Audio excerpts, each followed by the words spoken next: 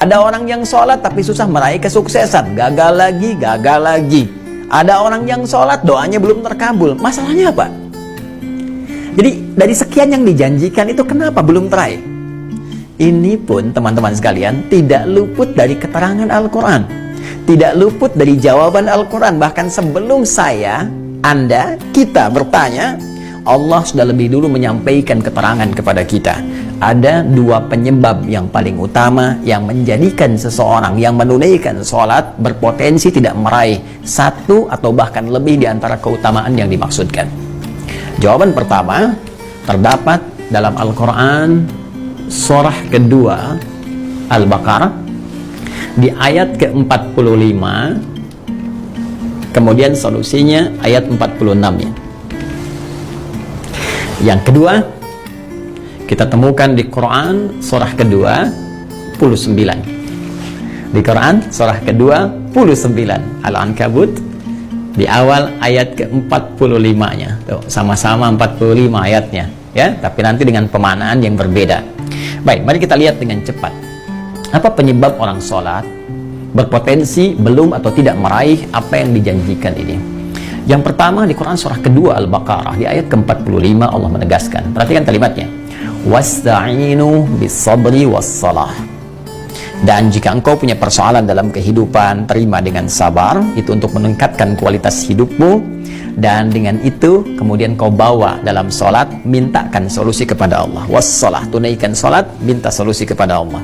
Wa innaha lakabiratun illa 'alal khashi'in.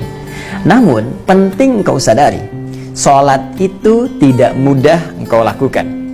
Awas, hati-hati tuh, ya. Ketika Allah menyandingkan sabar dengan sholat dan membandingkan keduanya, ternyata tingkat kesulitan menunaikan sholat itu lebih dibandingkan dengan sabar. Hati-hati. Artinya kalau orang tidak sabar menunaikan sholat, orang tidak serius menunaikan sholat, itu sulit kemudian akan menunaikannya dengan sempurna. Jadi lebih mudah dalam bandingan Al-Quran, lebih mudah kita belajar berikhtiar untuk sabar dibandingkan kita menyempurnakan untuk menunaikan sholat dengan baik, kalau kita tidak serius. Nah, tapi Allah tidak berhenti sampai situ, supaya Anda tidak bertanya, kalau begitu, kalau sholatnya berat, kenapa kita diminta menunaikan? Hei, belum selesai ayatnya. Allah berikan jalan supaya sholat ini mudah ditunaikan oleh kita. Tapi kalau Anda nggak ikuti jalannya, tetap akan sulit bagi Anda. Jelas, seperti Anda nggak tahu ilmu sabar. Karena nggak tahu ilmu sabar, susah bersabar. Nggak tahu ilmu sholat, ya susah sholat dengan baik. Maka ayatnya kemudian memberikan penjelasan kepada kita, illa 'alal khasyi'in, kecuali bagi orang-orang yang khusyuk dalam sholatnya. Jadi untuk menjadikan sholat itu termaknai, sholat itu mudah kita tunaikan, sholat itu benar kita tunaikan, kata Al-Quran pertama, tunaikan sholat itu dengan khusyuk. Ini poinnya, khusyuk. Jadi kalau kita ingin meraih keutamaan-keutamaan ini yang dijanjikan, hal-hal yang tadi dimaksudkan, maka syarat pertama kata Allah, tunaikan dengan khusyuk. Kalau nggak khusyuk jadi berat sholatnya. Kalau nggak khusyuk jadi beban sholatnya. Jangankan saat menunaikan sholat, saat dengar azan pun jadi seakan beban. Suara apa ini? Ini kok panggilan tiap hari datang terus? Ya Allah, iman Anda di mana, Cepi?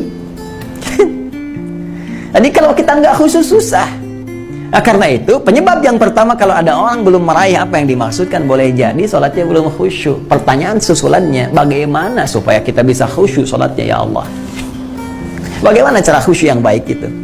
Maka Allah memberikan jalan kepada kita. Jalan pertama langsung di ayat ke-46-nya. Ini poinnya. Perhatikan caranya.